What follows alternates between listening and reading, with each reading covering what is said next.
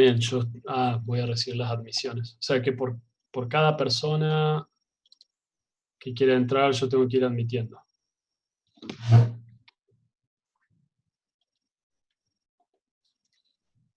Buen día, buenas tardes.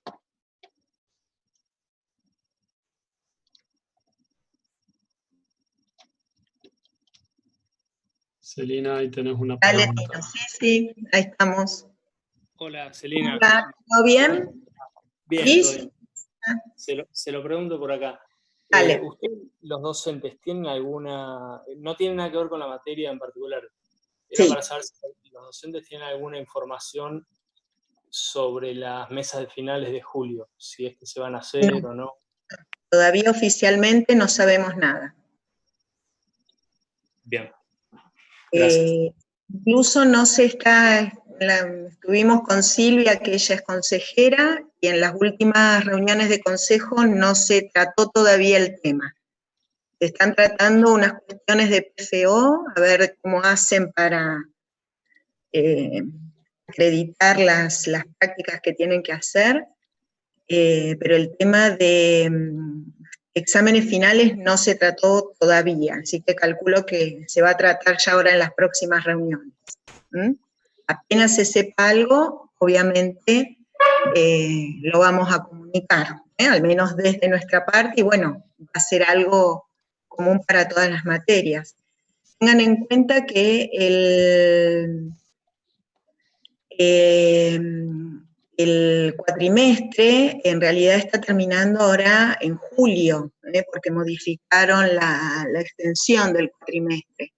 Nosotros vamos a terminar para el 30 de junio porque ya teníamos organizadas las actividades y llegábamos bien con el tiempo.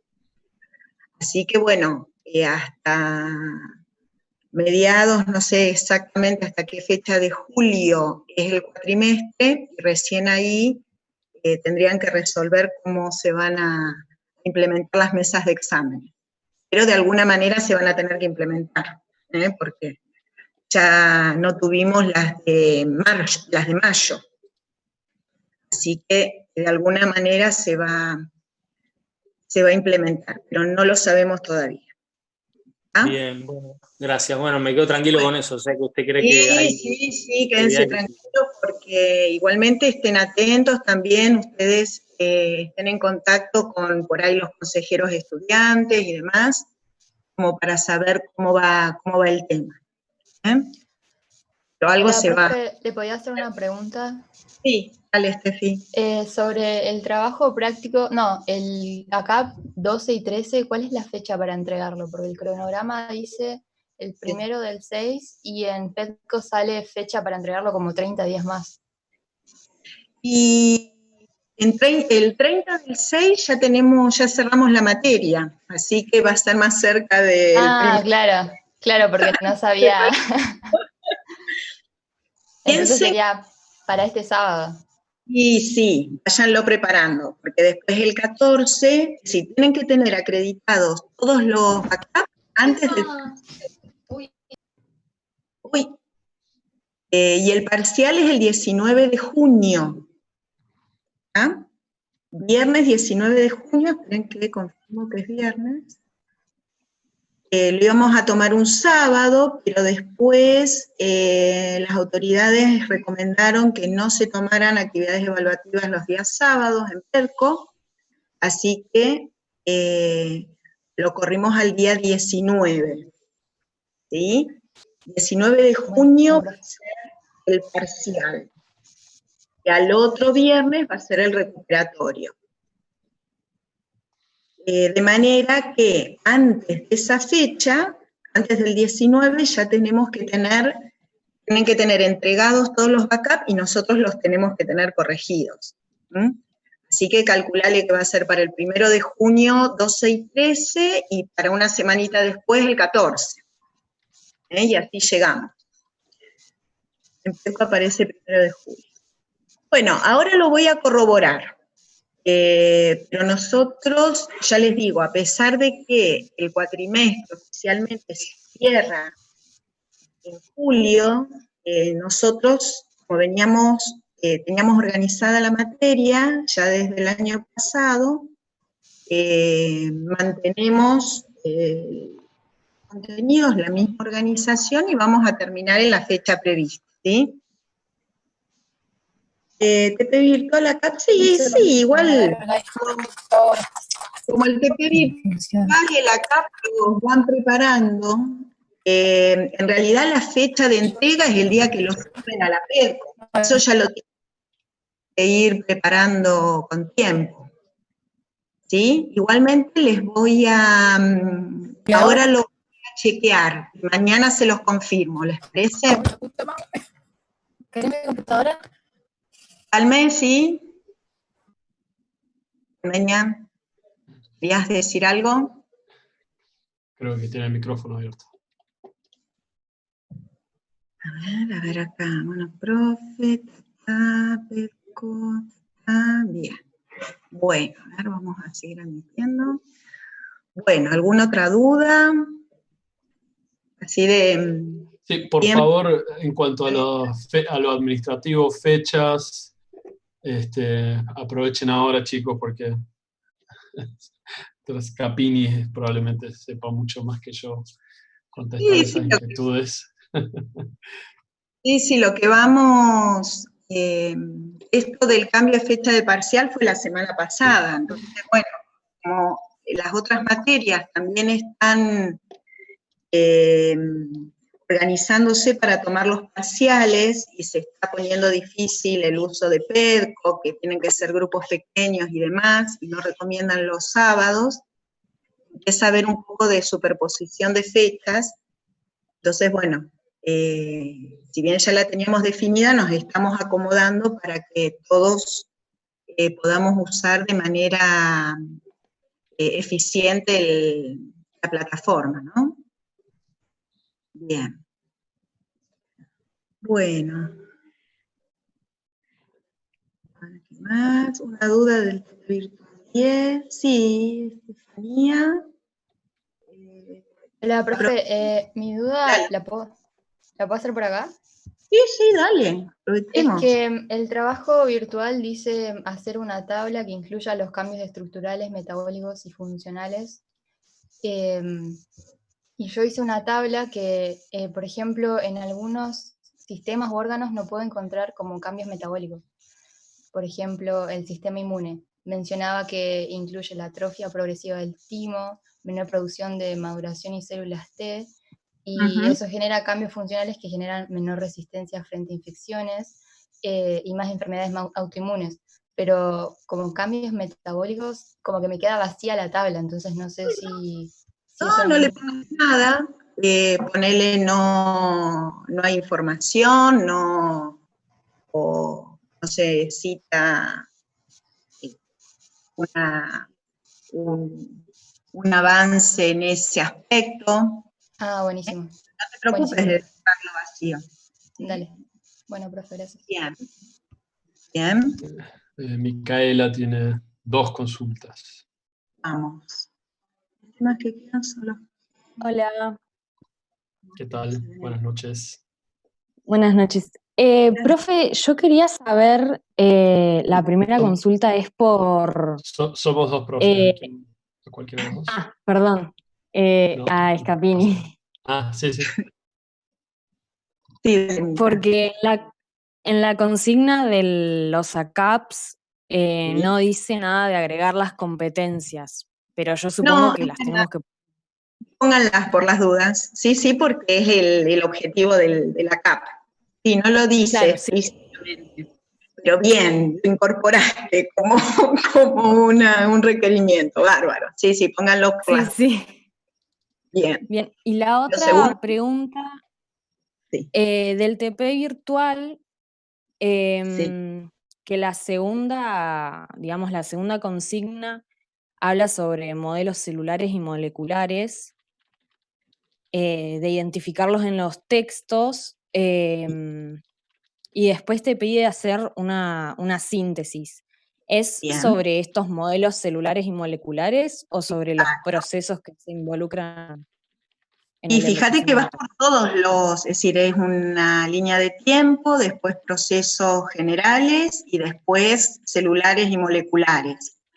Así que medio que abarcás distintos niveles de organización y cómo fue avanzando el conocimiento, ¿sí? Entonces, fíjate, porque para cada aspecto te pide hacer algo específico, ¿sí? Probablemente el modelo sea, la síntesis sea específicamente de estos modelos celulares y moleculares. Estén escritos ahí en la bibliografía, no te pongas a buscar otra cosa, de lo que esté adjunto ahí a los trabajos que te digo. Ok, ¿Sí? bueno. ¿Entiendes? Sí, gracias. Tienen que leer bastante. Bien. Abril dice, los temas que quedan son los que quedan los prácticos o hay algunos más que no se ven. No, los temas que se ven en el trabajo práctico, y fíjense que con el ACAP agregamos, bueno, hormona de crecimiento, que ya la hemos visto bastante, y lo único que se agrega es un poco de memoria y lenguaje, que serían funciones superiores, porque la parte de sensibilidad y control motor la vemos en trabajo práctico. ¿Sí? Así que con eso estaríamos. ¿Ah? Bien. Bueno, ¿alguien más? Sí, aprovechen para escribir, si hay dudas Teóricos de neuro, que claro. Celina Scapini puede despejar.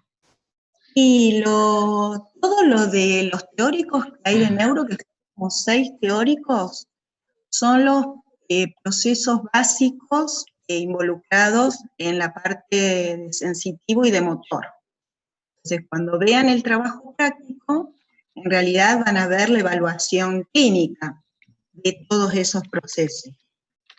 Y la teoría la tienen ahí en los teóricos, ¿sí? Y por ahí con los ayudantes alumnos van a ir desmenuzando los distintos procesos con la guía de autoestudio, ¿sí?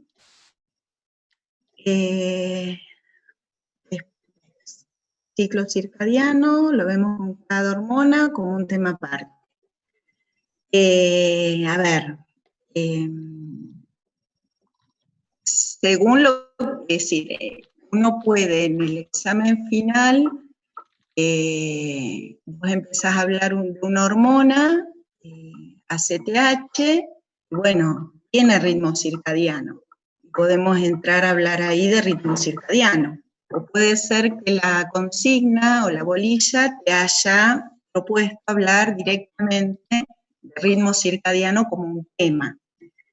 Entonces, bueno, fíjense que con lo que prepararon para el ACAP 11, metieron ritmo circadiano con ejercicio y con dieta. Así que prácticamente está en todas partes, ¿sí? Lo que sí tienen que comprender, los procesos y las estructuras que permiten sincronizar los ritmos endógenos con el ambiente. Y como eso, si bien hay un reloj central, después se ve replicado en cada uno de los tejidos. ¿Cómo es que ocurre eso? ¿Sí? En teórico aparte, claro, lo fuimos integrando en cada uno de los TPs, ¿sí? Pero si por ahí necesitan explicar cómo funciona el núcleo supraquiasmático, y bueno, ahí van a tener que ver desde el teórico cómo está relacionado con el as retinohipotalámico y cómo se conecta después a través de vía nerviosa con la glándula pineal, ¿sí? Y después cuando quieran ver cada tejido, en realidad es la influencia de la melatonina sobre el ritmo biológico de cada tejido periférico, además de otras señales que pueden actuar como sincronizadores. ¿Ah? Sí, está en todo. Por eso. se empieza a integrar todo, estas unidades. ¿Sí? Está muy bueno. Bueno, ¿listo? Vamos a... ¿Alguna otra duda, pregunta en cuanto a lo procedimental de la cátedra? Aprovechen unos minutos más y ya vamos comenzando. Mañana le confirmo esto de las fechas de entrega. Bien. Muy bien.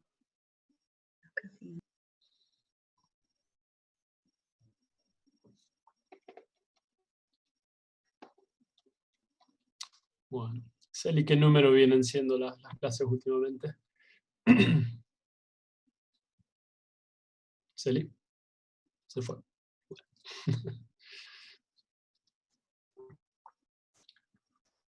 Bueno. Bueno, muy bien. Vamos a comenzar en breve. Por ahí sí, también si quieren aprovechar para hacer algún otro tipo de pregunta. Están cayendo ya los últimos alumnos llenando la sala de espera y en breve conectamos. ¿Sí? Emi, quedan 2 semanas más de trabajos prácticos. Bien.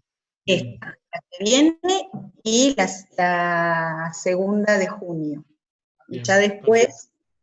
durante la tercera semana, hacemos estas clases de consulta y el viernes 19 tendríamos el parcial. Bien. Bien apretadito todo. Muy bien. Es todo un estado de excepción menos nosotros durante la pandemia. Bueno. Bueno, muy bien. Vamos a dar comienzo. Entonces, voy a detener el video para mejorar la calidad de audio. Esto ya lo había comprobado en la reunión pasada. Y sí, vamos a pasar a compartir la pantalla en breve. Estamos...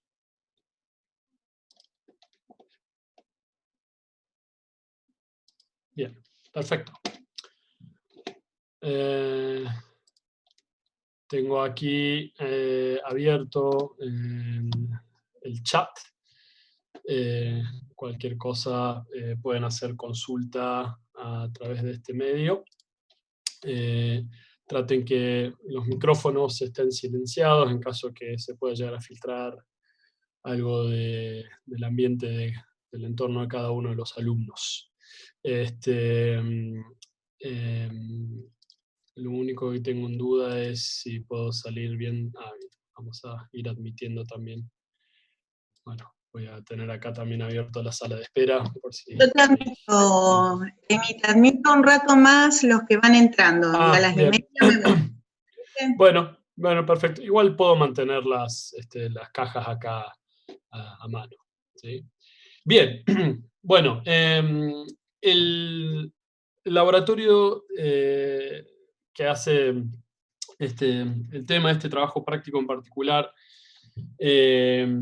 lamentablemente es algo que a las funciones de realizarla de modo virtual un poco se perdería, o al menos la intención de dar este práctico vamos a establecer qué es lo que quiero transmitir o qué es lo que realmente se quiere transmitir en este práctico de la manera más interactiva y visual posible, ya que estando acá y filmando ciertos movimientos o reflejos, creo que no se va a poder percibir. Así que vamos a ver si algunos clips de YouTube pueden llegar a implementar esta actividad que es un poco más visual de lo que acostumbran otros temas teóricos y sobre todo en la exploración médico-neurológica.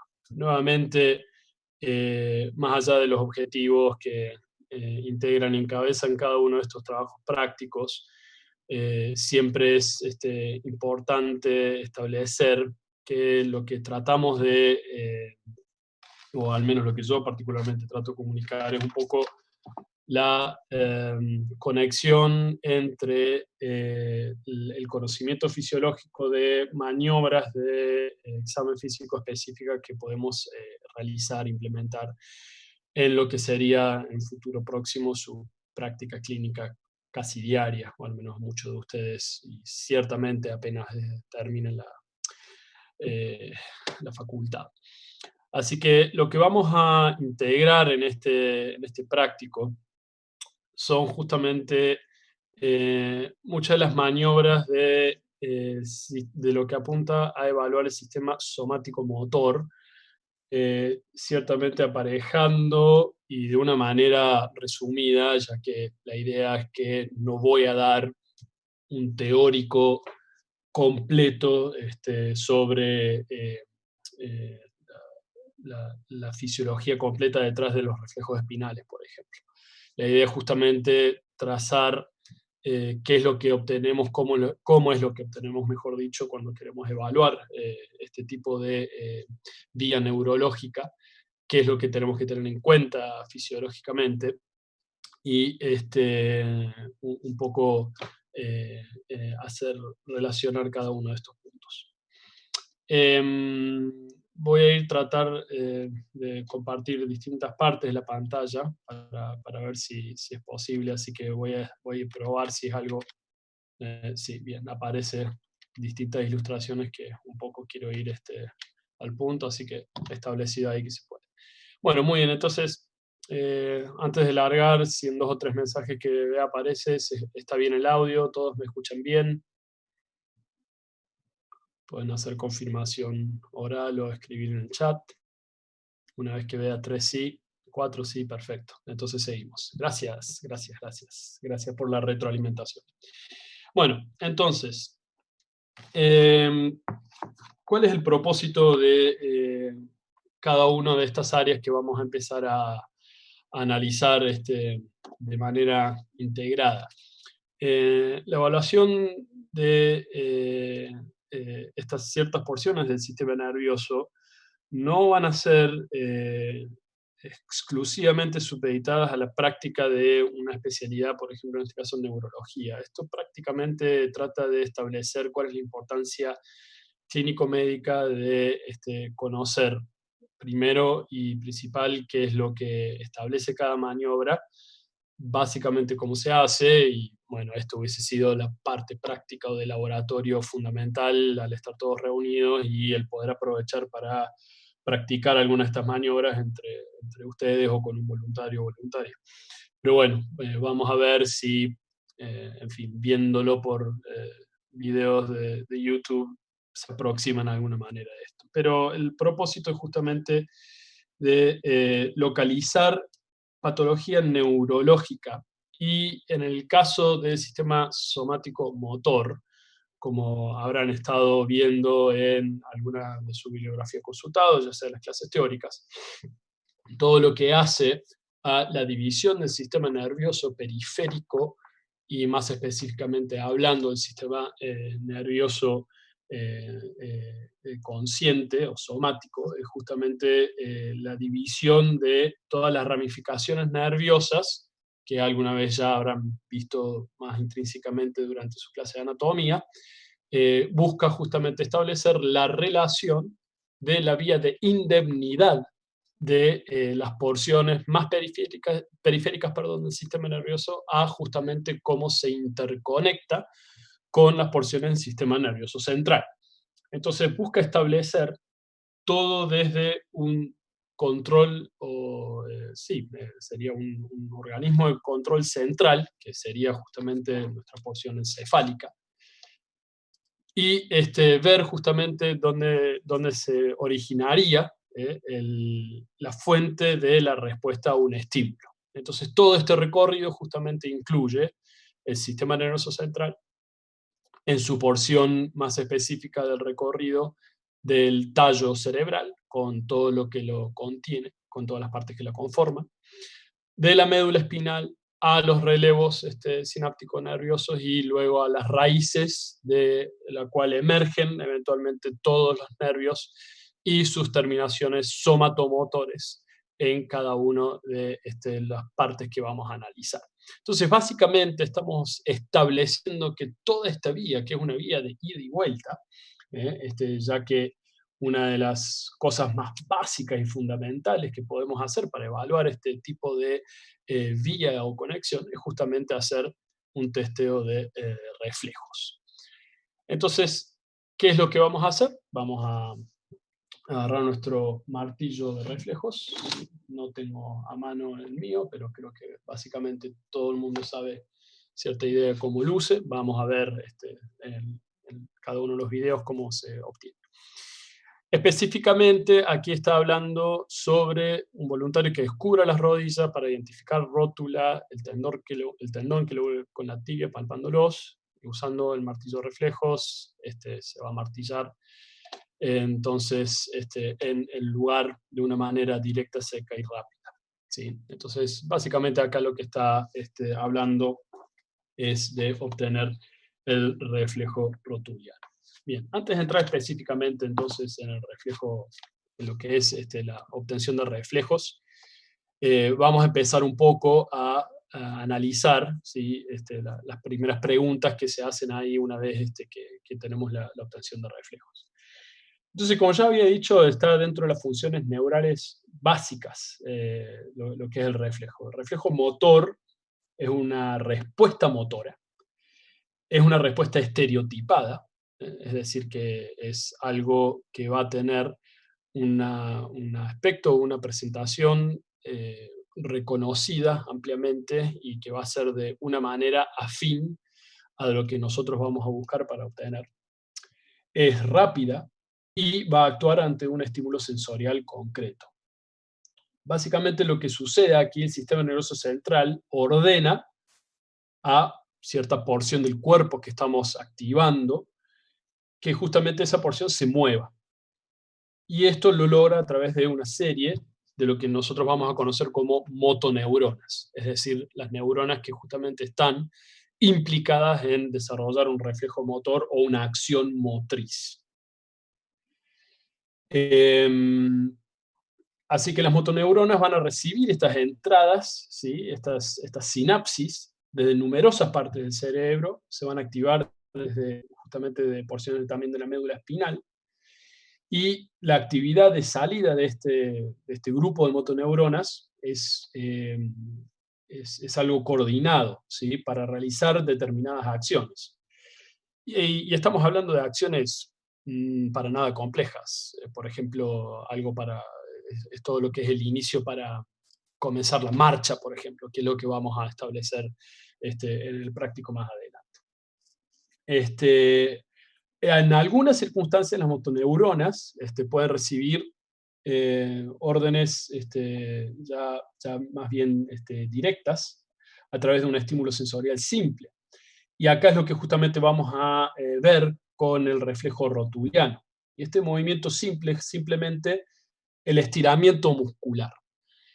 Y a lo que voy más específicamente con esto, lo quiero justamente graficar aquí.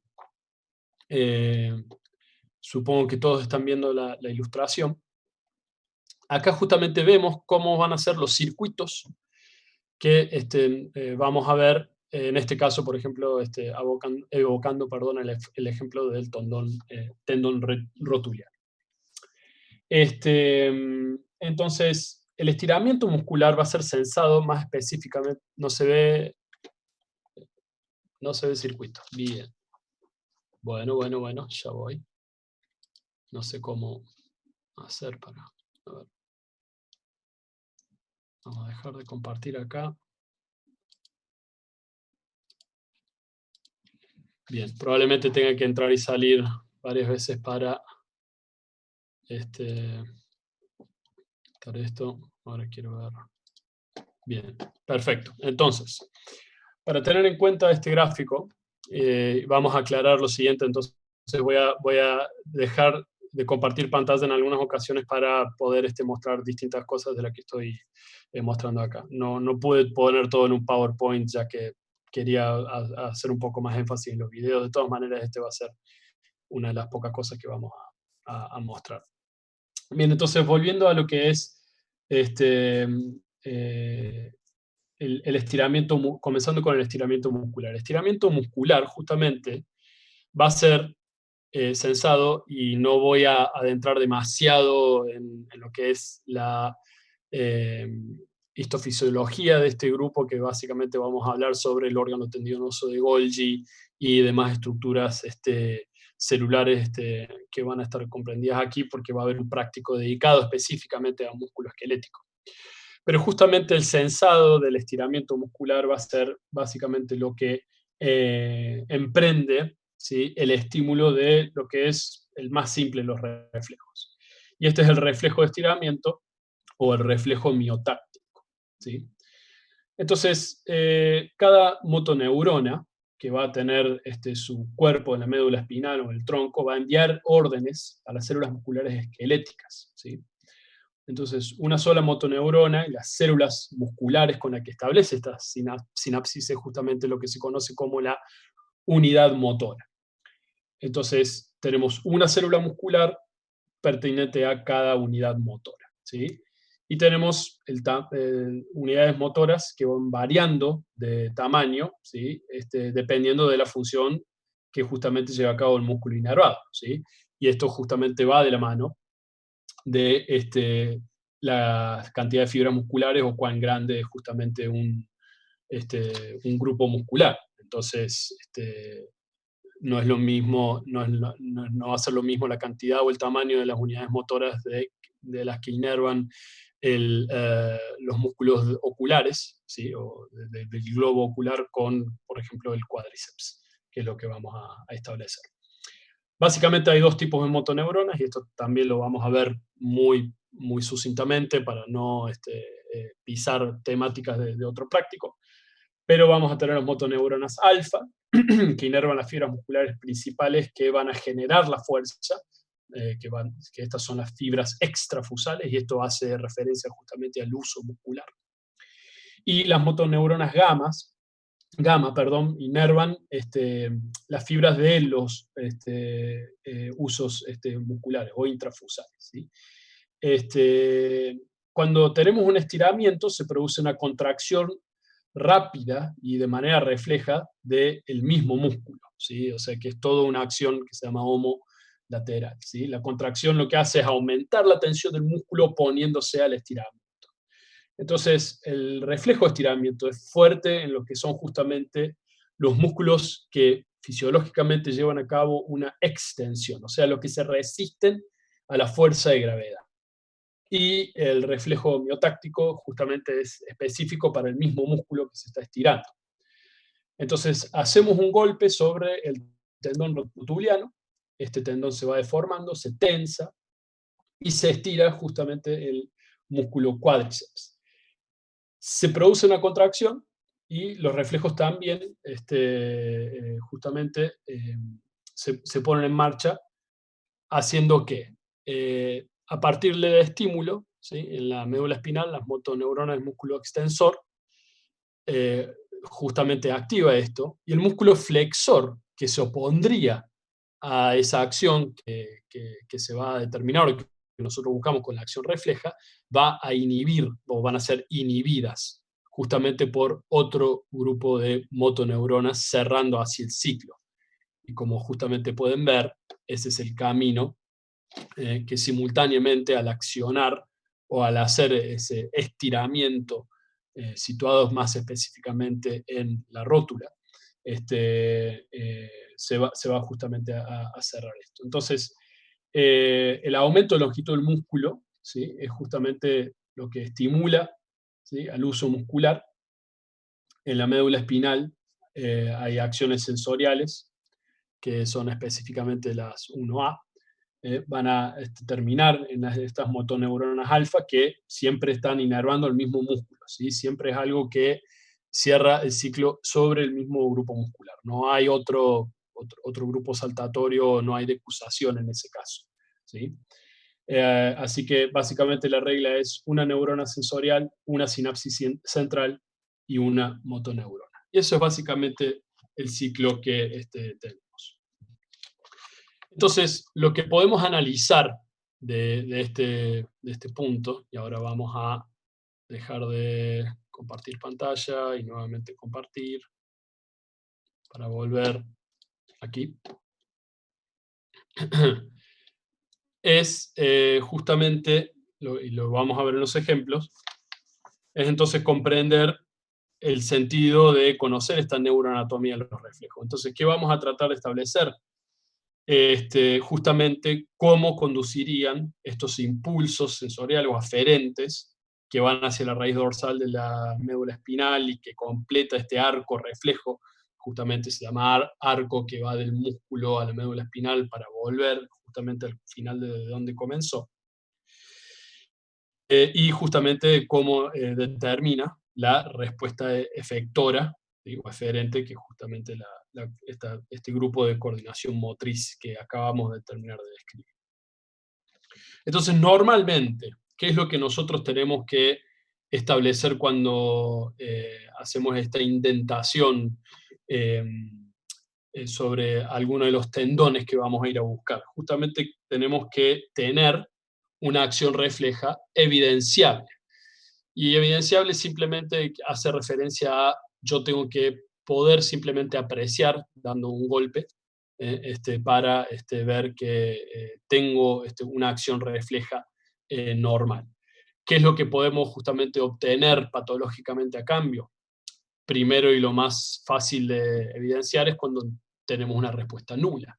Es decir, accionamos justamente ya sea o el tendón rotuliano, o el tendón aquiliano, o el tendón tricipital, o cualquiera de los grupos musculares en donde podemos justamente establecer un acto reflejo muscular, y no tenemos absolutamente ningún tipo de respuesta. Podemos tener una hiporreflexia. Cuando, como estábamos estableciendo que tenemos una respuesta estereotipada, quiere decir que van a tener que a poner manos a la obra y empezar a evaluar de por sí cómo sería una buena cantidad de personas respondiendo ante un reflejo rotuliano típico y otro tipo de reflejos. Entonces, una vez así podemos establecer que podemos tener una respuesta disminuida a un acto reflejo normal. Y por el otro lado tenemos justamente una hiperreflexia. ¿Qué es lo que establece tanto una hiperreflexia, que sería una respuesta muy exagerada, es decir, apenas percutimos, ante el tendón que queremos evaluar, y tenemos un acto reflejo muy exagerado, o sea, una flexión, ¿sí? Muy exagerada justamente ante el estímulo que determinamos. Si tenemos tanto hiporreflexia o una hiperreflexia, quiere decir que existen anormalidades o una disfunción en este arco reflejo. Y básicamente lo que hacemos o lo que se determina en medicina clínica, y más específicamente la denominación neurológica, esto justamente en aquel grupo de motoneuronas que hacen la coordinación durante el acto reflejo de la médula espinal a los centros superiores, y aquellas motoneuronas que justamente van desde la raíz de la médula espinal al punto de inervar el grupo muscular específico. Este último grupo son aquellas motoneuronas inferiores, y el grupo que mencioné antes de esto, que va a estar más concentrado justamente en las vías ascendentes, y más específicamente es lo que todo pertenece a lo que se llama el tracto córtico espinal. Esto es justamente la motoneurona superior. Básicamente la motoneurona superior, o todo lo que es el tracto córtico espinal, con otros de los tractos específicamente descendentes que le integran, que tampoco vamos a empezar a analizar porque es todo un capítulo de neuroanatomía en Snell, por ejemplo. Pero básicamente lo que hace, o la función que lleva a cabo la motoneurona superior, es justamente la influencia inhibitoria en estos reflejos.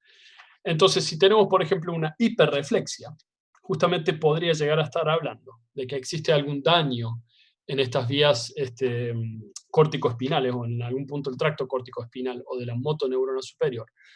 Justamente esta es la que hace a la inhibición normal que tiene que haber. Es decir, que en algún punto del ciclo es lo que modula o regula la respuesta refleja.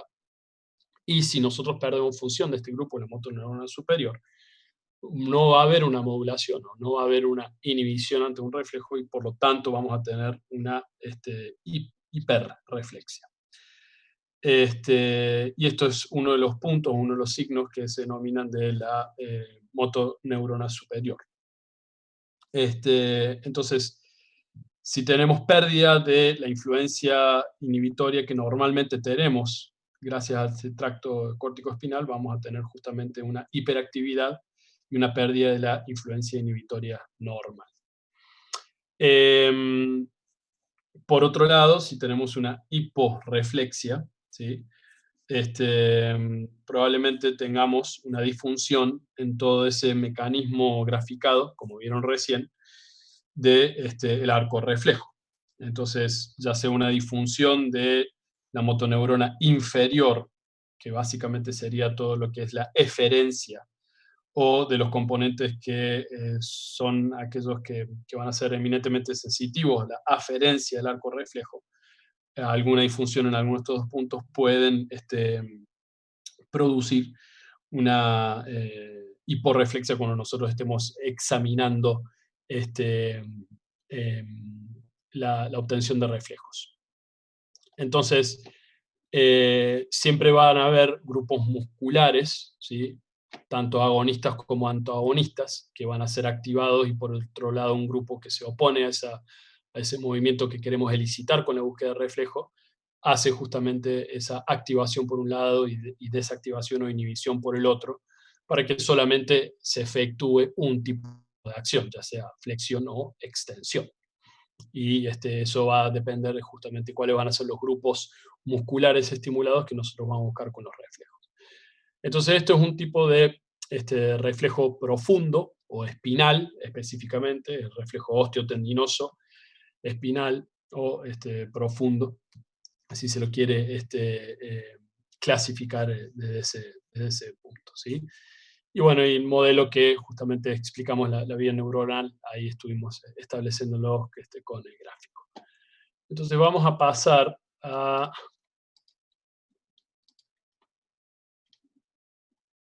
Bien. Entonces vamos a ver algunos de los ejemplos de cómo se examina. Ahí cambié de pestaña, así que en teoría tendría que verse. No sé si están viendo ahora el video reproducir. Bien, perfecto, sí se ve, perfecto. Bien, entonces este médico, este examinador, va a examinar al paciente en posición supina. Se puede examinar y se pueden tomar los reflejos en esta posición tranquilamente. Otra manera es tener al paciente sentado en la camilla. Siempre es bueno explicar qué se va a hacer, ¿sí? Y anticipar al paciente las maniobras que vamos a ver. Aquí está justamente con el martillo de reflejos. Y lo que va a hacer este profesional va a comenzar a tomar el reflejo bicipital, donde justamente va a tomar un miembro superior, el miembro superior al que va a examinar. Le tenemos que comunicar al paciente que tiene que relajar este miembro superior. ¿Por qué es importante eso? Porque si tenemos algún grupo muscular haciendo una tensión muscular específica, entonces muy probablemente el grupo que nosotros queremos efectuar la respuesta refleja ya va a estar de por sí en una contracción previa a la búsqueda de reflejo. Entonces vamos a tener una falsa hiporreflexia, si se quiere. Así que es muy importante que también sostengamos, en este caso, el miembro superior, y siempre para el reflejo bicipital es algo que tenemos que hacer, para justamente, primero, por un lado, lograr y establecer que nosotros vamos a efectuar una respuesta refleja en un miembro superior, que la mayoría de los grupos musculares no estén activados. Y por otro lado, con el pulgar justamente vamos a buscar el tendón y vamos a percutir justamente, no directamente sobre el tendón, sino directamente sobre el pulgar. Lo que vamos a ver, y lo que tienen que prestar atención, es que es muy rápido, pero créame o no, este es el mejor video que encontré sobre esto, es justamente una contracción bicipital. Y muchas veces lo que se obtiene falsamente es cuando tenemos una pronosupinación del antebrazo, porque ahí justamente estamos estimulando otro tipo de tendón. Entonces lo que vemos es justamente una rápida contracción del bíceps cada vez que hacemos la percusión. Y ahí lo que está haciendo es exactamente la misma maniobra del otro lado. Y esto es justamente lo que dijimos. Si nosotros tenemos una lesión en la motoneurona inferior, que justamente va a ser parte de lo que es el nervio músculo cutáneo en este caso, y todo lo que es el componente del plexo braquial, y más específicamente la raíz C5, si tenemos una lesión en este punto de la motoneurona inferior, muy probablemente tengamos una arreflexia si es una lesión grave, o una hiporreflexia si la lesión es significativa, pero no termina completamente de dañar definitivamente la motoneurona inferior. Reflejo tricipital. También se puede examinar en posición supina, o como en este caso que está ilustrando el video, o también sentados. Es mejor tenerlos sentados, ya que van a poder tener una mucho mejor exposición. Van a tener que ubicar la apófisis olecraniana y ubicar el reflejo tricipital, que ahí se ve también en la contracción. Lo voy a poner una vez más. Se ve muy poco, pero bueno, lamentablemente esto es lo más interactivo que puedo buscar, pero vemos como hay una contracción del músculo tríceps ante cada una de la percusión que establece aquí. Entonces, estos básicamente son los reflejos más importantes que nosotros vamos a establecer en los miembros superiores o el miembro superior. Nuevamente lo está haciendo ahí el brazo contralateral. Y vemos justamente que tenemos otra raíz involucrada. Es muy importante repasar, aunque sea las raíces involucradas en estos reflejos para obtener en los miembros superiores o inferiores, para saber justamente cuál es el concepto, qué es lo que nosotros vamos con la diferencia entre qué es lo que queremos establecer y lo importante acá es que sepan cuando hablamos de motoneurona inferior o motoneurona superior de qué estamos hablando. Entonces, nuevamente, tenemos la raíz desde el plexo braquial, en este caso C7, y el nervio radial, justamente la porción motora de este nervio va a ser justamente quien va a prestar inervación a esto, ¿sí? ¿Cómo graduamos los reflejos? O sea, básicamente tenemos arreflexia, tenemos hiporreflexia, tenemos hiperreflexia, y básicamente lo podemos graduar con ciertos números.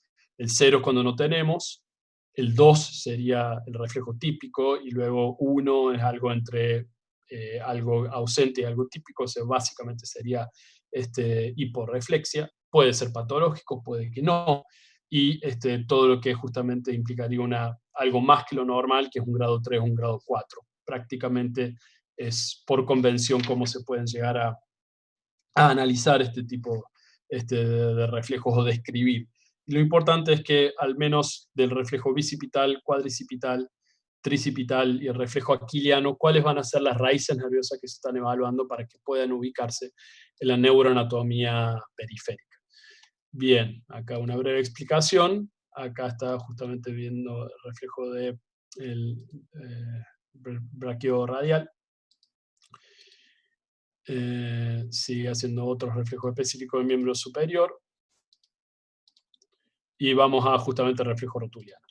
Bien, entonces acá como justamente se detuvo el video, e incluso pueden ver con mayor detalle el martillo para reflejos, ubicamos la tuberosidad, la rótula, la tuberosidad anterior de la tibia, y entre los dos tenemos el espacio en donde vamos a encontrar el tendón rotuliano. El golpe tiene que ser seco. Si vamos a estar examinando al paciente en posición supina, como justamente el examinador en este ejemplo, tenemos que estar nuevamente haciendo una maniobra, no de flexión completa, pero suficiente como para que nosotros podamos establecer que los grupos musculares estén relajados.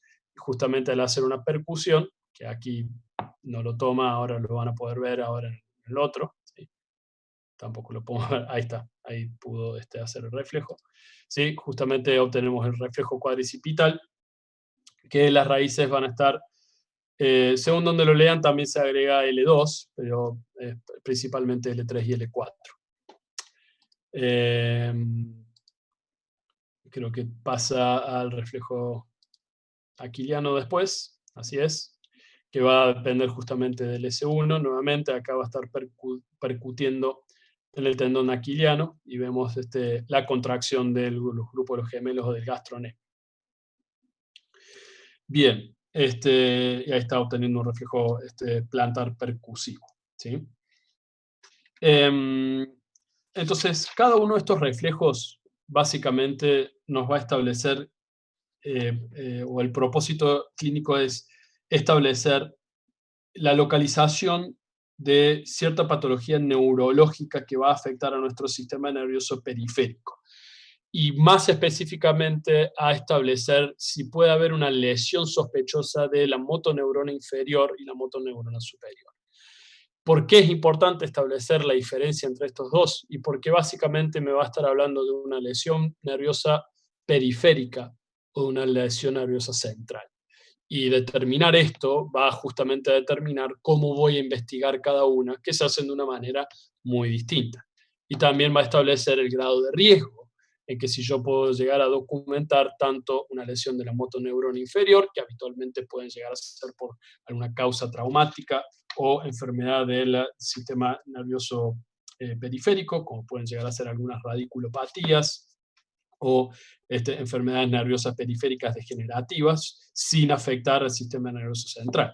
Si tenemos enfermedad de la motoneurona superior, ahí entonces estamos también hablando sobre ciertas enfermedades que algunas veces pueden llegar a ser degenerativas.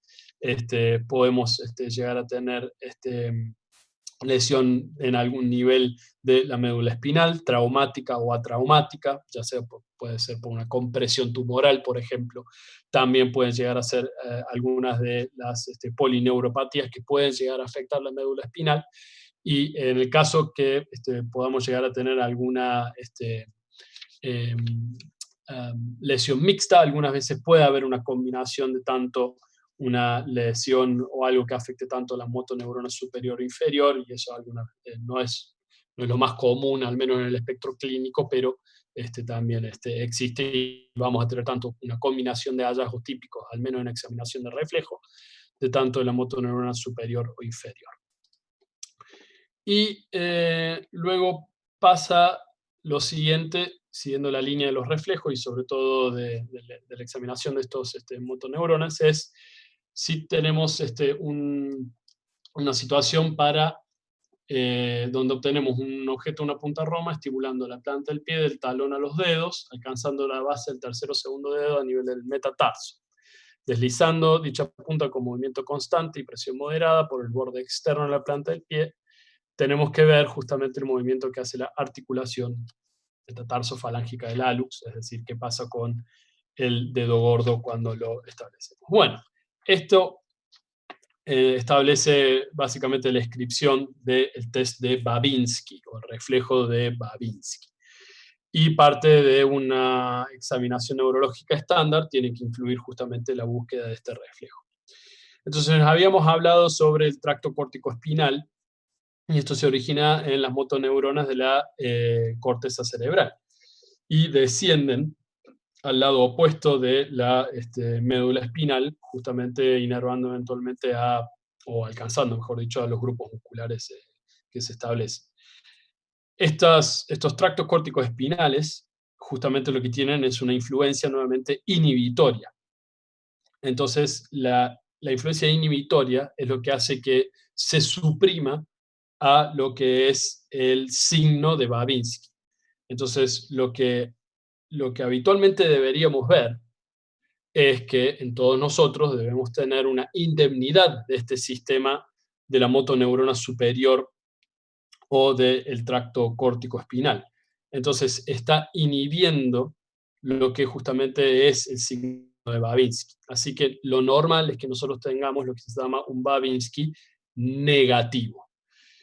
Entonces, si nosotros establecemos el signo de Babinski como negativo, cuando hacemos esta estimulación del recorrido con este objeto de punta roma del talón por el lado externo hasta los dedos, normalmente nosotros tenemos que ver una respuesta flexora, o no tiene que pasar absolutamente nada.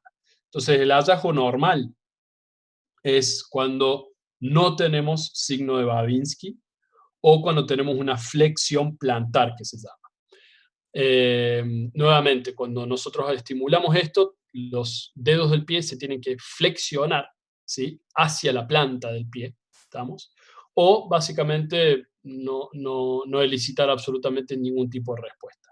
Entonces esto es lo que nosotros conocemos como signo de Babinski negativo, y esto refleja la indemnidad del sistema de mi motoneurona superior, que está inhibiendo o haciendo su práctica inhibitoria normal sobre ciertas respuestas fisiológicas que tenemos que encontrar. Así que lo normal es que tengamos o cero respuesta o una respuesta flexora.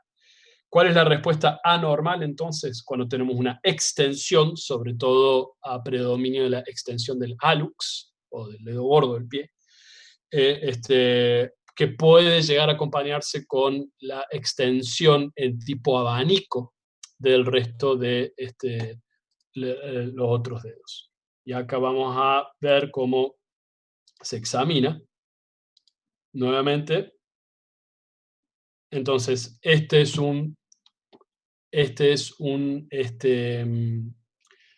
la motoneurona superior, entonces lo que hace es, en este caso, una inhibición sobre los músculos extensores.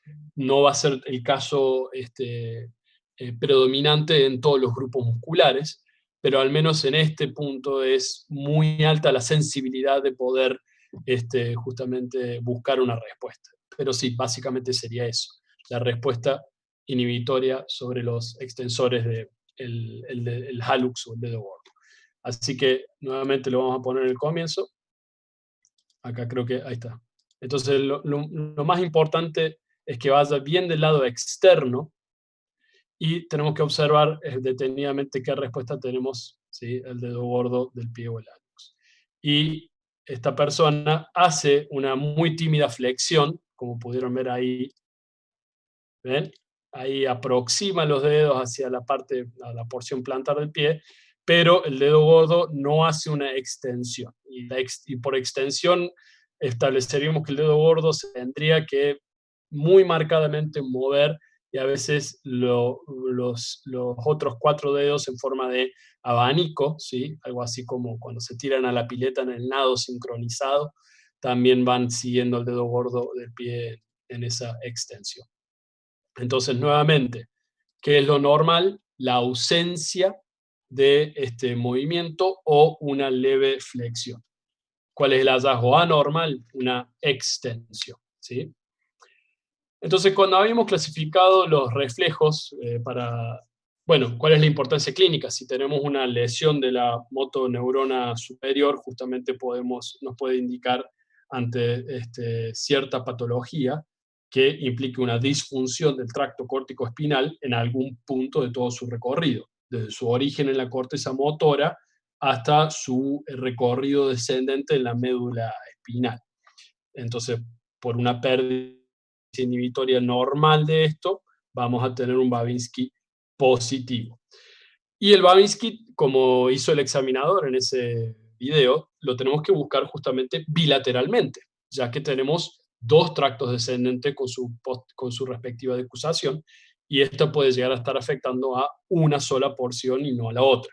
Así que podemos tener un Babinski positivo unilateral o positivo bilateral, o negativo bilateral. Y básicamente ese es el hallazgo normal, el Babinski negativo. Entonces, profe, si el reflejo da positivo, ¿la lesión sería a nivel de la motoneurona superior? Sí, justamente esto es muy específico de lesión de motoneurona superior, y tenemos que investigar un número de patologías que específicamente puede llegar a dar este tipo de lesión. Es uno de los signos más importantes en neurología, pero básicamente cualquier examen clínico.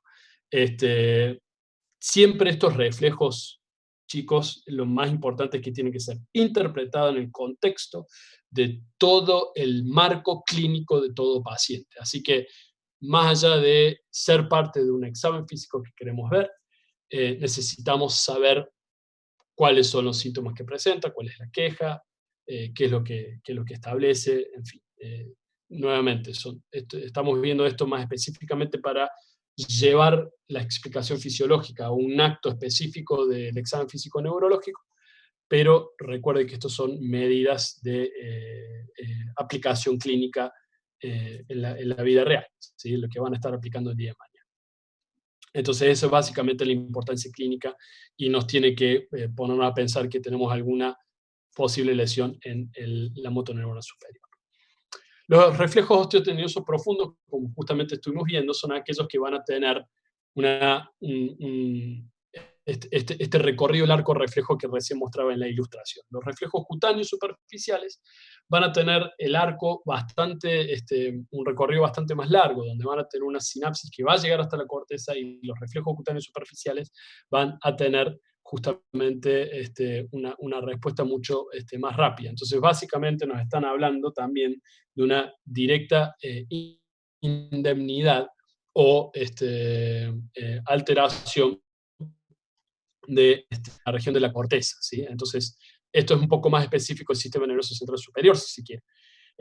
Y por eso los reflejos cutáneos superficiales son una serie de reflejos que también hacemos justamente cuando tenemos un paciente comatoso, por ejemplo. Entonces queremos ver justamente la indemnidad cortical de un paciente.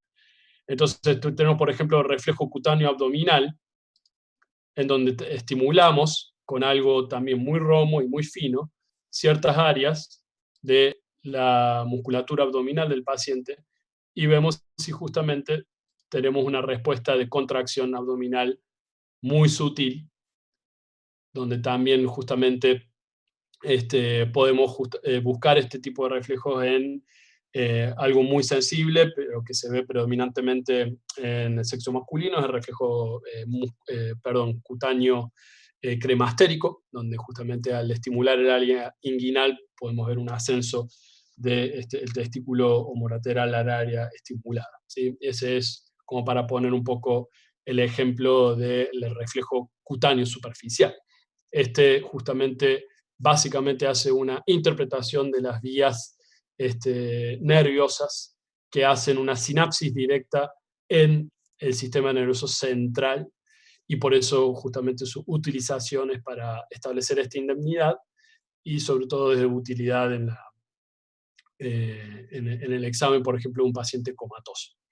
Los osteotendinosos profundos van a tener justamente este arco reflejo con una estación sináptica en la médula, y por eso tenemos justamente la diferenciación entre este grupo de motoneuronas inferior y motoneuronas superior.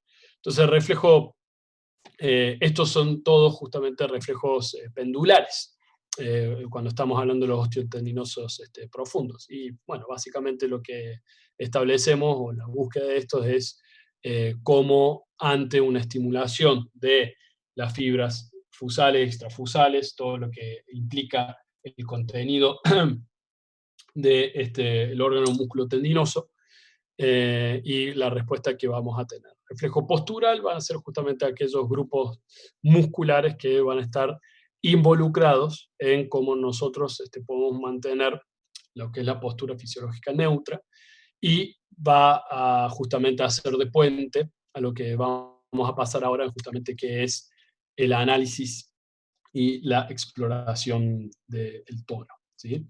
Y entramos en otro tipo de área neurofisiológica, que es básicamente todo lo que hace que nosotros tengamos una postura y un equilibrio normal, y también vamos a estar hablando sobre qué es lo que nosotros esperamos cuando estamos hablando de la función muscular indemne. Entonces, ¿para qué vamos a explorar el tono? Básicamente estamos tratando de asegurar que no tengamos dos características anormales y también estereotipadas en los grupos musculares, que a saber la espasticidad y la rigidez. Eso básicamente es lo que busca el tono. Y esto justamente también está hablando sobre aquellas áreas que pueden llegar a afectar el tracto córtico-espinal. Entonces, cuando tenemos una respuesta espástica, un aumento de la espasticidad, si se quiere, cuando nosotros hacemos una flexión pasiva o una extensión pasiva en un punto de una articulación o de un grupo músculo que se relaciona a una articulación, los usos musculares y también el órgano tendinoso de Golgi responden a ese cambio según cuánto se estira ese músculo, iniciando el reflejo, que esto es básicamente el envío de impulsos hacia los músculos agonistas o antagonistas para mantener la resistencia apropiada al movimiento dado. Imagínense todos, o incluso fíjense qué tienen alrededor de sus lugares donde están presenciando esta clase, y propónganse a levantar algo liviano. Por ejemplo, si tienen un mate, ustedes van ya con su carga, por supuesto, almacenada en su sistema límbico, sabiendo, porque ya han agarrado un mate más de 20.000 veces en su vida.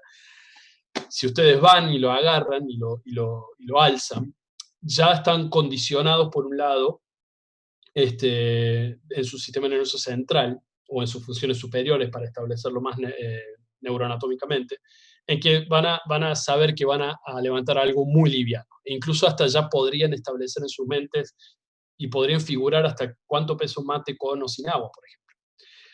Al mismo tiempo, todo esto que acabo de explicar, involucrando el órgano tendinoso de Golgi y a los usos musculares, van a justamente también a hacer su trabajo independientemente de nuestras funciones superiores, haciendo que apropiadamente la acción de tanto grupos musculares, tanto flexores o extensores, en este caso el miembro superior que va a estar levantando mi mate, va a ser apropiado. Entonces no voy a agarrar el mate como si fuese a agarrar una pesa de 25 kilos, ¿sí? Porque si no, arrojaría el mate por encima de mi hombro y lo voy a tirar atrás a la pared y voy a hacer un desastre. Si en cambio, justamente, si estoy viendo que tengo en el piso una pesa, que sé que pesa 25 kilos, nuevamente también voy a hacer mis órganos tendinosos de Golgi y mis usos musculares van a hacer el setting apropiado de mi tono, en este caso mi miembro, mi miembro superior, para justamente hacer la fuerza apropiada y para justamente tener el tono apropiado para recoger una pesa de 100 kilos, por ejemplo. Entonces, por un lado vamos a tener eso, y por otro lado también vamos a tener actuando este tracto córtico-espinal, haciendo una influencia inhibitoria en el mecanismo de reflejo espinal, ¿sí? Para que justamente ayude a que se ajuste el tono apropiado para mantenerlo. Entonces, yo no puedo justamente objetivar si el tono muscular es adecuado al hacer que alguien levante un objeto, porque no sabemos cómo podemos llegar a reaccionar individualmente ante un objeto. Es muy difícil de objetivar eso.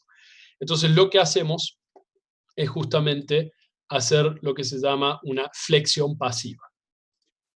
Nosotros vamos a... Perdón. No, se puede cargar, terminar de cargar. Nosotros lo que vamos a hacer es tomar algún, ya sea miembro superior o miembro inferior, qué lástima que no carga. Bueno, puede pasar. Ahí está. Y nosotros vamos a hacer una flexión pasiva. Entonces le tenemos que decir al paciente, por favor, no haga absolutamente ningún tipo de fuerza, y yo voy a hacer una flexión pasiva para justamente buscar si tenemos un fenómeno espástico o rígido. En un momento, que es lo que está haciendo ahora este examinador, justamente yo quiero ver, ante un movimiento rápido e inesperado, que no tengamos algún mecanismo de lo que se llama de freno, ¿sí? Entonces, básicamente, queremos ver si tenemos un incremento del tono, que puede llegar a ser la espasticidad, o justamente una rigidez, en que en el caso, por ejemplo, de ese tipo de movimiento, en vez de ser algo que muy pasivamente el examinador fue capaz de llevar el antebrazo desde esta posición a esta posición sin problema, la rigidez sería algo que hace que fuese algo como el examen rueda de carro, que haga tac, tac, tac, tac, tac, en vez de hacer en un solo movimiento sin ser interrumpido, ¿sí? Entonces, nuevamente, ahí estamos, ¿sí? Y esto quiere decir que cuando nosotros estemos haciendo una extensión pasiva, lo que estamos analizando es el grupo flexor. Entonces, lo que no queremos es que nuestro grupo flexor se interponga en el movimiento que yo estoy justamente haciendo. Entonces, cada vez que nosotros hacemos un movimiento de extensión, la idea de probar de cómo está el tono, estamos justamente evaluando los grupos musculares antagonistas al movimiento que nosotros estamos haciendo. Si fuese espasticidad, básicamente tendríamos que hacer muchísima fuerza o tendríamos que hacer mucho esfuerzo para justamente vencer una flexión o una extensión dependiendo del grupo que nosotros estamos evaluando. Entonces, los hallazgos normales son justamente estos. Tenemos que ser capaces de pasivamente y en movimientos rápidos e inesperados, acá justamente está haciendo una flexión rápida para justamente evaluar los extensores. Nuevamente, evaluamos el grupo antagonista a la posición agonista que nosotros estamos haciendo. Acá lo está haciendo justamente con el grupo de músculos de la muñeca, y también se pueden hacer justamente con el miembro inferior. Acá en este caso, probando el tono muscular de la cadera. Nuevamente, si hacemos una flexión rápida, es porque queremos ver si tenemos tanta espasticidad o rigidez del grupo de los extensores. Y si estamos haciendo una extensión rápida, nosotros queremos evaluar los flexores. Ahora está evaluando la rodilla. Siempre tenemos que poner la mano en el hueco fosa poplitea para asegurarnos que no tenemos ninguna contracción, ya que tenemos los tendones de esta región bastante al alcance de nuestro tacto para evaluar que no tenemos una contracción antes de nuestra prueba, ¿sí? Entonces, ¿para qué hacemos el examen del tono? Justamente para ver, ¿sí?, cómo está nuestra vía córtico-espinal, que puede llegar a estar afectando a nuestro sistema nervioso periférico. Entonces, el movimiento de rueda de carro, o cogwheel, que se llama, es cuando tenemos rigidez, ¿sí? Entonces, cuando tenemos un movimiento que se hace de manera estacionada, ¿sí? Quiere decir que no tenemos una inhibición del grupo que corresponde a lo que se contrapone al movimiento que queremos hacer, y tenemos un aumento local en el tono, ¿sí? Eso sería la rigidez. Básicamente, esto hace alusión a lo que se llama el grupo de neuronas que regulan el tono, que básicamente están específicamente localizados en los ganglios basales, o también lo que se llama una disfunción extrapiramidal. O sea, todo lo que sea piramidal referido al tracto córtico-espinal, que eso es lo que básicamente sería espasticidad. Entonces, nuevamente, todo lo que sea espasticidad es también, como vimos, el Babinski, es una enfermedad de la motoneurona superior.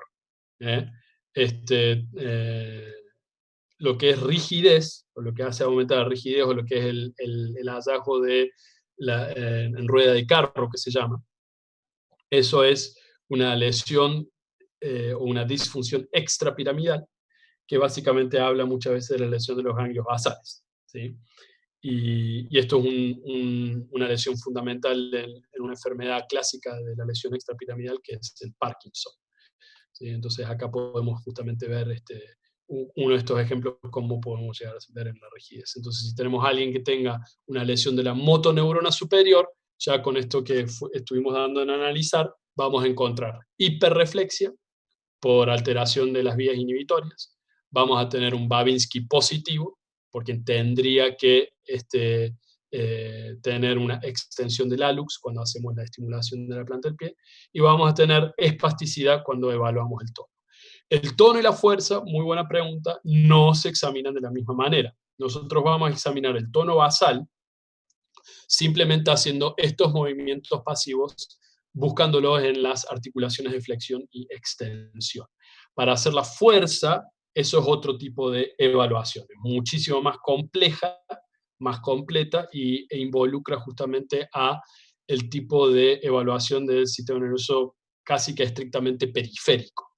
Así que la fuerza muscular es una cosa y el tono muscular es completamente distinta, y habitualmente para evaluar el tono lo que hacemos es hacer movimientos pasivos de articulaciones en miembro superior y miembro inferior para justamente buscar tanto rigidez o espasticidad para diferenciar entre las lesiones piramidales o del tracto córtico-espinal o de la motoneurona superior y aquellas que pueden presentar lesiones o disfunciones extrapiramidales, que habitualmente lo que tenemos que buscar es cuando tenemos algo que lesiona a los ganglios basales, algo que sucede en el Parkinson.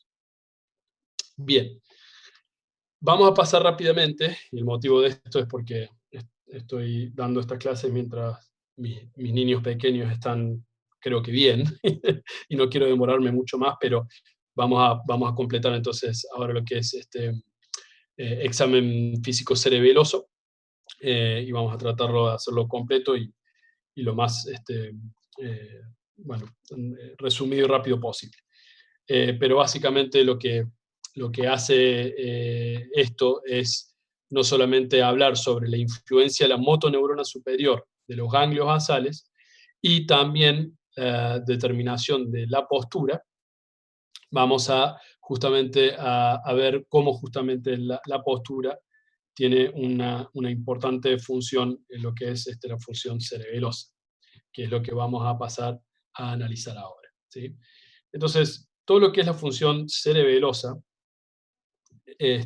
nos va a hablar sobre, bueno, obviamente vamos a buscar una lesión que puede llegar a estar involucrada en esto, pero básicamente vamos a estar hablando sobre la función que tiene el cerebelo en lo que es la coordinación de movimientos, lo que nos determina nuestra postura basal y de lo que hace que nosotros con una mínima base de sustentación podemos mantenernos en una posición erguida sin perder el equilibrio, y básicamente esto es lo que también es una función fundamental del cerebelo, que es el equilibrio, y básicamente esto, ¿sí? Entonces vamos a tomar distintos puntos para analizar, y uno de ellos es justamente la examinación de la marcha, ¿sí? Y es básicamente algo que se hace muy fácilmente, y es algo que debe ser lo más naturalmente posible, que es justamente el hacer que un paciente de manera natural inicie la marcha, y justamente la marcha lo que va a hacer es mostrarnos cómo se coordinan algunos de los elementos que involucran primero tenemos nuestras funciones superiores, nuestros lóbulos frontales, que generan justamente las vías motrices para iniciar la marcha, es decir, todo lo que nosotros hacemos en cuanto a planificación cerebral o superior. La función cerebelosa, que hace a la coordinación y el balance, pero también hay otra área involucrada muy importante, que es justamente la función vestibular.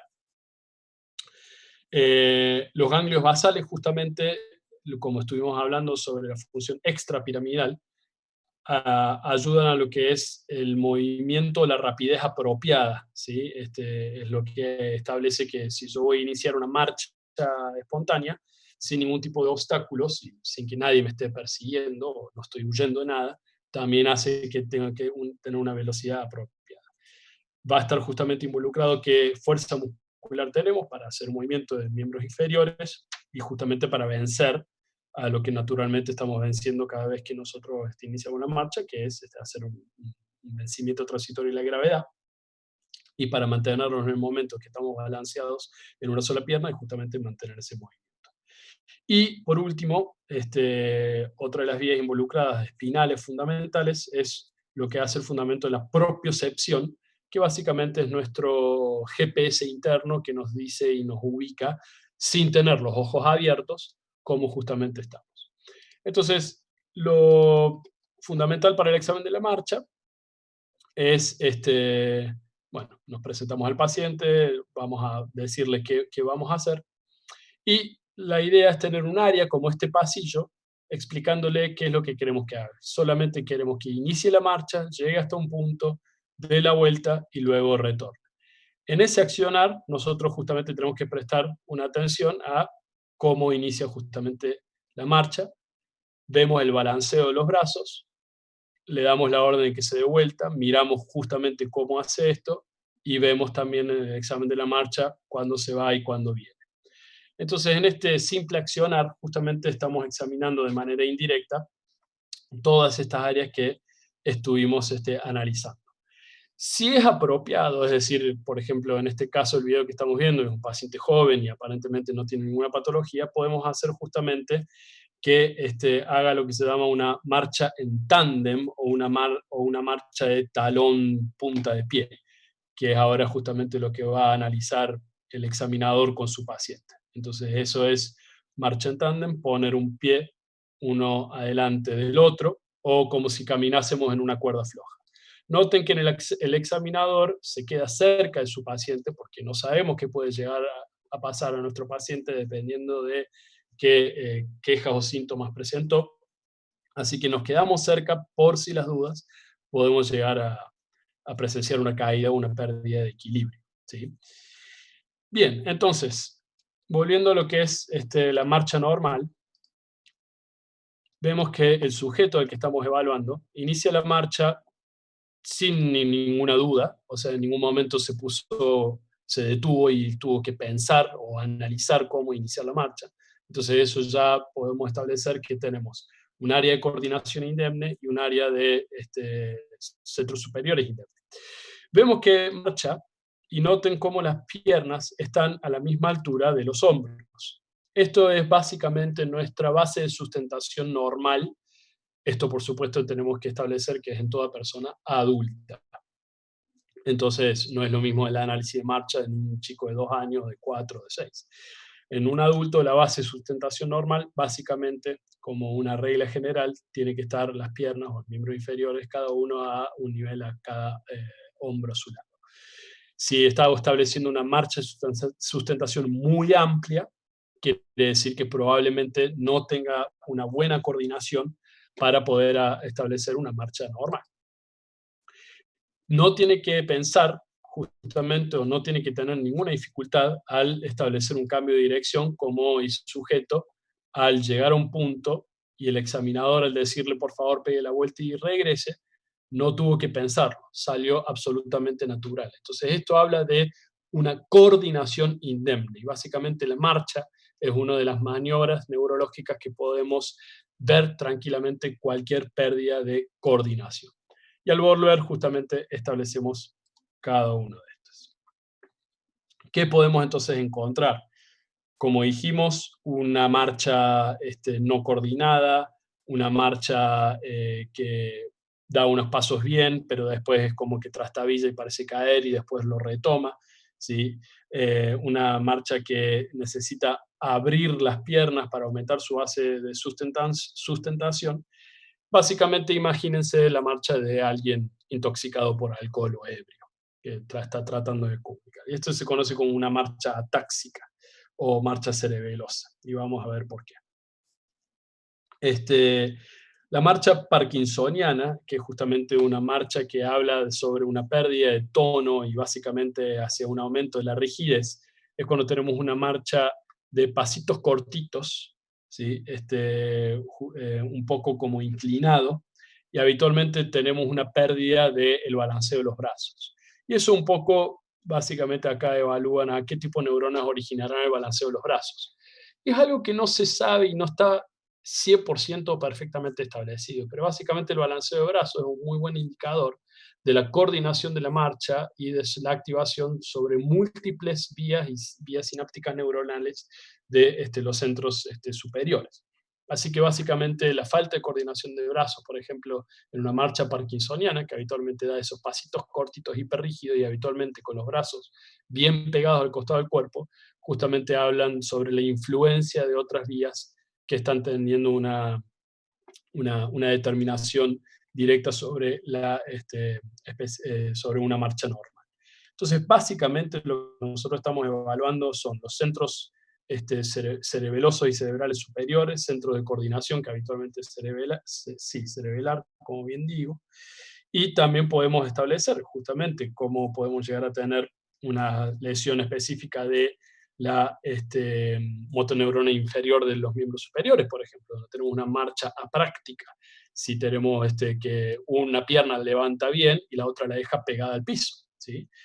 si tenemos alguna lesión vascular del centro nervioso central que nos da una hemiparesia o una hemiplegia por un accidente cerebrovascular, también vamos a tener justamente esta típica marcha por tener una pérdida de la irrigación de un área de la corteza motora que puede llegar a estar afectando a tanto toda nuestra motoneurona superior como nuestra motoneurona inferior. Cuando tenemos alguna marcha en tándem o sobre la cuerda floja, o cuando hacemos coordinar la marcha de talón-dedo del pie, estos son justamente las áreas de pruebas de coordinación y función cerebelosa. Entonces, cuando hablamos de la coordinación o de la función cerebelosa, nos habla sobre la indemnidad de lo que mantiene nuestra postura central y sobre movimientos finos que nosotros podemos buscar. Acá, por ejemplo, es un buen ejemplo de la marcha cerebelosa. Está dubitativo, está aumentando levemente la base de sustentación.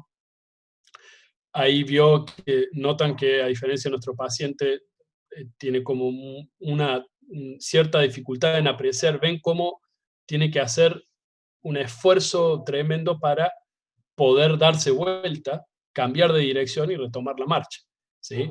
Es una marcha como muy dubitativa, no muy coordinada, y tiene una ampliación leve de la base de sustentación. Y la pérdida de función cerebelosa puede ser tan extrema y severa de poner justamente en evidencia cómo puede llegar a perder la marcha. Directamente... bien, vamos a la coordinación dinámica. Bien, vamos a buscar... No recuerdo en qué videito lo dejé. Bien, acá. Perfecto.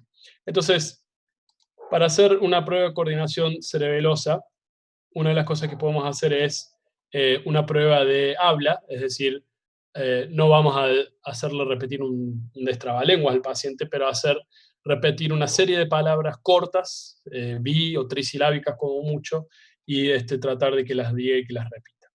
Bien, vamos a examinar para nistagmus, ¿sí? El nistagmus básicamente es hacer que el paciente, sin mover la cabeza, siga la punta del dedo mientras la movemos en direcciones en las que habitualmente notemos que los ojos tengan que desviarse a un extremo. Cuando se desvían a un extremo, tenemos que focalizarnos muy específicamente sobre los ojos para ver que no hagan movimientos en staccato, que se llama, o muy sutiles. Vamos a ver eso en un paciente, en un ejemplo que también tengo preparado en el video. Entonces, muy lentamente desplazan el dedo y es en este punto, el desvío extremo de los globos oculares, que nosotros queremos ver el nistagmus, que básicamente representa una descoordinación de los movimientos oculares que puede llegar a ser normal si está mirando para este lado, por ejemplo, o si es anormal para un lado, puede ser normal para el otro. Así que recordemos que en la anatomía cerebelosa tenemos dos hemisferios y el vermis, ¿sí? Así que puede estar afectado un hemisferio que habitualmente en estas funciones motoras o coordinadas siempre van a ser homolaterales, ¿sí? Sin decusar a cada una de las áreas que vamos a investigar. Entonces, habla, coordinación del habla, nistagmo. El nistagmo puede ser vertical. En otro de las lesiones que nos puede dar nistagmus es cuando tenemos alguna lesión vestibular, así que ojo también con eso. Y vamos a la coordinación, que esto es justamente algo que establece una gran sensibilidad para la función coordinada de los miembros superiores con influencia directa al cerebelo. Esta es la prueba de nariz a dedo. El examinador se coloca a la distancia de la extensión del miembro superior del paciente y le instruye al paciente que con la punta de su dedo índice se tiene que tocar la punta de la nariz y luego tocar la punta del dedo del examinador. Entonces, básicamente lo que estamos haciendo acá es probar justamente el movimiento fino o hipersensitivos de los miembros superiores. Entonces, el paciente tiene que, como la mujer aquí retratada en el video, tiene que hacer esto sin absolutamente ningún tipo de problema. Mientras tanto, se va tocando la nariz y hacia el dedo, sutilmente vamos moviendo el dedo, sin hacer un movimiento muy rápido de acá para allá. No queremos que el paciente pierda, digamos, simplemente queremos ver que coordine el tocarse la nariz y el dedo de manera apropiada. Lo hacemos justamente en ambos miembros superiores. Bien, vamos a examinar justamente lo que es el efecto de rebote. Bien. Le pedimos al paciente que extienda los miembros superiores y aplicamos una fuerza tal que el paciente no venza, o sea que hacemos un poco más, para que ese brazo justamente lo podamos mover. Y al tiempo que vuelve, no tiene que haber una respuesta en que el brazo suba de inmediato hacia arriba, que es lo que se conoce como la prueba del rebote, ¿sí? Notan que luego de empujar el brazo vuelve a la posición original de donde estaba. Y no tiene que irse hacia arriba o hacer un rebote extremo. Y eso también habla sobre la función cerebelosa. Hipotonía, ¿sí? Que puede llegar a estar siendo un indicador de cómo es la prueba cerebelosa, o espasticidad también es algo que podemos llegar a encontrar en caso de que se asocie a una motoneurona superior. Bien, vamos a conocer una palabra complicada para todos, que es la disdiadococinesia, que es justamente la inhabilidad o no poder hacer movimientos alternantes y rápidos. Y el mejor ejemplo es hacer este movimiento lo más rápido posible. Pronosupinación de una mano sobre la otra, lo hacemos lento al comienzo y rápido después, y luego hacemos este tipo de función en el miembro superior contralateral. El paciente tiene que ser capaz de hacer eso sin ninguna dificultad. También los reflejos pueden llegar a verse alterados en la función cerebelosa, ¿sí? Entonces vamos a ver el reflejo patelar, como dice acá, y cuando tenemos enfermedad cerebelosa vamos a notar una hiporreflexión. También podemos hacer coordinación en los miembros inferiores, aparte de los miembros superiores, y vamos a hacer lo que se llama la prueba canilla-talón. Entonces el paciente se va a sentar, le vamos a sacar las medias y calzado, y vamos a hacer que lleve el talón a la rodilla y deslice el pie sobre toda la canilla. Y haciéndolo como la disdiadococinesia, cada vez más rápido. Entonces que vuelva y lo haga, vuelva y lo haga, vuelva y lo haga. Nuevamente, todas estas son áreas que nosotros vamos a examinar para detectar descoordinación o una falta de coordinación que va a estar apuntando justamente hacia la función esencial que tiene el cerebelo.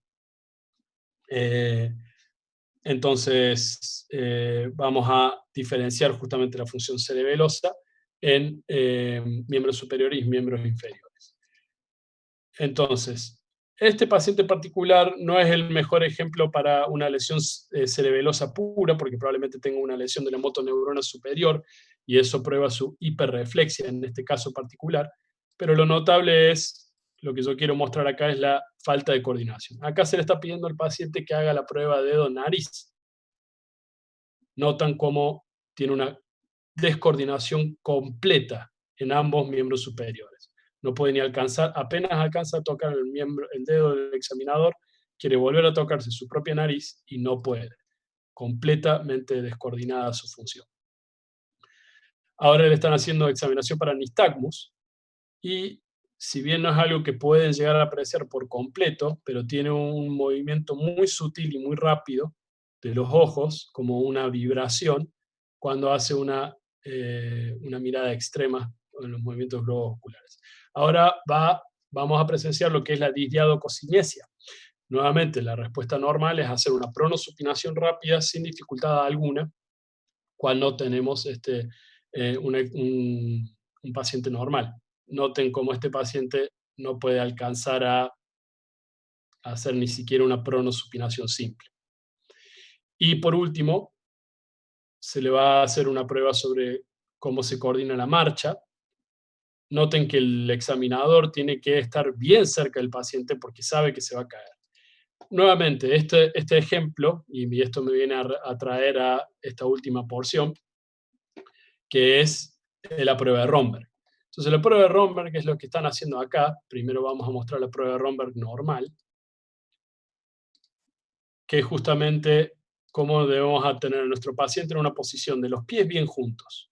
No puede estar, justamente este examinador mostraba ejemplos de cómo no debe estar alguien parado, no tiene que ser muy ancho, no tiene que estar cruzado el pie, tiene que ser esta posición, los pies bien juntos, brazos preferentemente hacia adelante o hacia los costados, bien erguido, y acá el Romberg justamente no es algo específico de la función cerebelosa, sino que va a estar evaluando los tractos, las columnas posteriores, que hacen a la conducción de la propiocepción, es decir, que nosotros con los ojos cerrados, normalmente, con indemnidad de los tractos posteriores, o de Golgi-Burdach, como también los pueden conocer, que justamente estos son los encargados de la propiocepción. Es decir, todos nosotros debemos ser capaces de estar en esa posición erguidos y parados, y al cerrar los ojos, ya que nuestra función globo ocular vestibular también nos hacen a que tengamos esa trampita de que podemos tener los ojos abiertos y básicamente nuestra muleta invisible para mantenernos de pie. Pero también tenemos nuestros órganos vestibulares o de Corti, que justamente se encargan de esto. Ahora, al cerrar los ojos, básicamente nos deja supeditado a que tenemos un sistema propioceptivo indemne, a que tenemos una función vestibular indemne, pero también lo más importante es que también tenemos una función cerebelosa indemne, ya que todo esto en esta simple maniobra, muy simple maniobra, que la pueden hacer sin absolutamente ningún instrumento, está poniendo en funcionamiento todo este tipo de cosas. ¿Cómo establecemos cuál puede llegar a estar alterada si este paciente se cae? Y básicamente haciendo todo este examen. Acá le están haciendo la prueba de Romberg a este pobre hombre, que está con una disfunción cerebelosa muy importante, y con los ojos cerrados ven que le cuesta mantenerse parado. Y cuando lo hacen marchar, tiene una marcha, ahí le están haciendo una marcha en tándem y está completamente descoordinada y atáxica su marcha. Así que el signo Romberg no es específico para una disfunción cerebelosa, sino que también justamente está hablando sobre cómo están indemne mis tractos posteriores, que básicamente hacen a la función de la propiocepción, a mi coordinación cerebelosa, que es lo que justamente establece y es uno de los elementos de neuroanatomía que va a establecer una función primordial sobre el tono muscular y sobre la coordinación muscular. La prueba de Romberg también va a desnudar si tenemos alguna alteración del sistema vestibular, que básicamente es nuestro órgano del equilibrio. Y bueno, básicamente esas porciones, ¿sí? Así que notan que mucho de lo hablado, tanto de la función sobre los reflejos y sobre la examinación del tono muscular y sobre la marcha, ponen en funcionamiento todos estos sistemas que nosotros estamos buscando y que dan básicamente o resumidamente en este práctico el control motor. Lo que es el sistema de la motoneurona superior, la diferencia entre lo que es básicamente también sinónimo de la motoneurona superior o tracto córtico-espinal o sistema piramidal. El sistema extrapiramidal y básicamente lo que coordinan los ganglios basales, porque contiene una gran cantidad de lo que se llama sustancia nigra, que justamente los neuromediadores, neuroquímicos de esta sustancia es lo que justamente hacen a su función y su injerencia sobre el tono muscular. Sobre el sistema de la motoneurona inferior, que involucra todas nuestras ramificaciones del sistema nervioso periférico y a los grupos musculares, y cómo la integración de la motoneurona inferior y la motoneurona superior hacen justamente contribuyen al sistema del arco reflejo, que van a tener que ver más en detalle. Recuerden, este práctico se trata de más bien establecer la relación clínico-médica de estos, y ustedes tienen que ir y entender justamente bien cómo es la histología del órgano de Golgi, el uso muscular, la inervación de cada una de las fibras y cómo son justamente todas estas conexiones. Bueno, entonces creo que hemos concluido con el práctico. Espero que hayan podido apreciar y ver las filmaciones. Prácticamente ahora se dan una idea que si van a YouTube, no solamente pueden ver videos geniales de Alexis Moyano, que a mí me gusta mucho, pero también pueden aprovecharlo para ver justamente modelos clínicos y exámenes clínicos de evaluación de reflejos. En inglés o en español, cualquiera de estos yo creo que son guías muy útiles. Obviamente que siempre un poco más entretenido y a modo de enseñanza para ustedes verlo en un examen práctico y hacerlo entre ustedes, o para que un voluntario, bueno, muestre a todos cómo se hace. Pero bueno, es un poco la situación en la que vivimos y lo que he podido adaptar al práctico de hoy, y espero que haya quedado más o menos claro. Bueno, muy bien. Una ronda muy rápida de preguntas. Creo que mis hijos, si no han venido hasta aquí, están bien, pero podemos hacer una ronda de preguntas. Bueno, no, gracias a ustedes. Gracias. Paula pregunta qué son los reflejos pendulares. Bueno, los reflejos pendulares básicamente son los reflejos osteotendinosos, o al menos lo que encontré. No es un concepto que está en la mayoría de la bibliografía que al menos yo consulté, o al menos van a ver, pero básicamente lo que hace referencia a los reflejos osteotendinosos u reflejos espinales, para diferenciarlos a aquellos de los reflejos cutáneos superficiales o musculocutáneos. Ese es el concepto que siempre he tenido, y al menos por ahora no he encontrado ninguna evidencia que lo contradiga. Pero bueno, espero que haya respondido a tu duda. Hay tiempo para más dudas. Si quieren pueden hacerlo en voz alta, no tengo ningún problema. Los voy leyendo, pero si quieren hacerlo por micrófono, lo pueden hacer. Tenía muchas. Sí. Adelante, Augusto. ¿Sí? Te escucho bien. Yo te quería hacer una consulta, más que nada por el práctico, ¿viste? Que es más aplicado a la parte de laboratorio y demás. Pero después, aparte de eso, ¿qué tanto tendríamos que especificar en la parte histológica y demás como para ir entendiendo todos los recorridos? No, simplemente cualquier libro de neurofisiología, de los que están escritos en la bibliografía, les recomiendo el gráfico que les mostré, es del Boron. Está muy bien explicado. La parte de neuro está más desorganizada que otras unidades, así que van a tener que un poco ir y volver en ciertos capítulos de neuro. Así que yo he descubierto el año pasado el Boron, y la verdad que es mi libro oficio favorito. Está muy bien explicado. Se expande muchísimo sobre ciertas cosas, es cierto, es una lectura más lenta, pero, por ejemplo, está muy bien especificado sobre la función, en este caso, cómo integra los conocimientos de la histología muscular, del uso del órgano tendinoso de Golgi y el uso muscular, y todas las vías con esos gráficos, que es uno de los ejemplos que mostré. Si hubiese sido una clase específicamente sobre eso, me hubiera basado casi que íntegramente en ese capítulo. Yo creo que está muy bien explicado. Pero, ¿qué es lo que tienen que aprender a dibujar en un final, por ejemplo? Muestre el arco reflejo. Entonces, ahí la idea es que sepan explicar cuáles son las motoneuronas, cuáles son las fibras específicas utilizadas.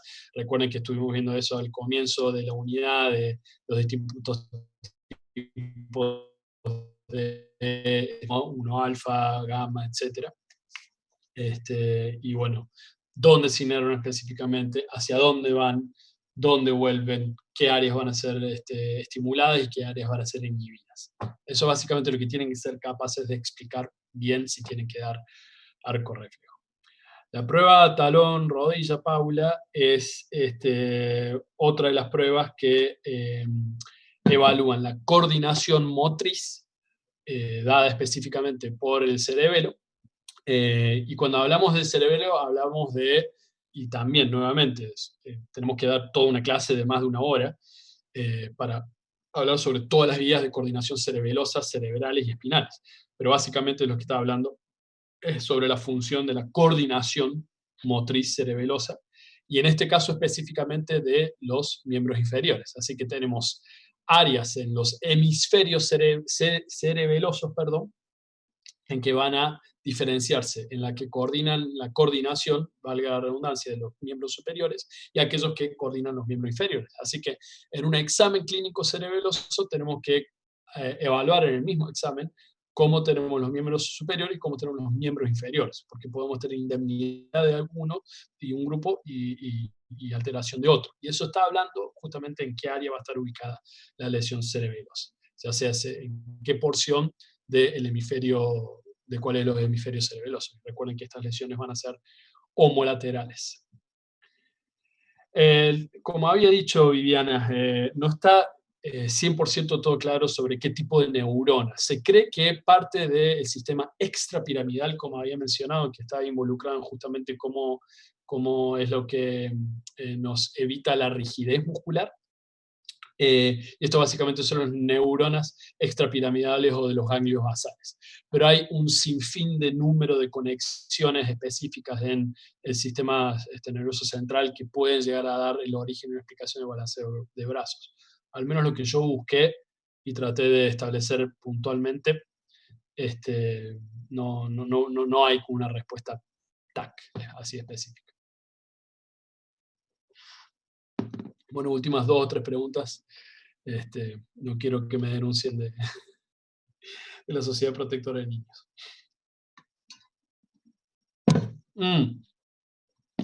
Juan, entonces la prueba de Romberg justamente se evalúa nuestra capacidad de mantener la postura erguida y el equilibrio, en el cual justamente se establecen 3 áreas específicas. La cerebelosa, que justamente es la que nos da básicamente el tono y coordinación muscular para establecer una postura erguida, y el órgano básicamente contribuye al equilibrio.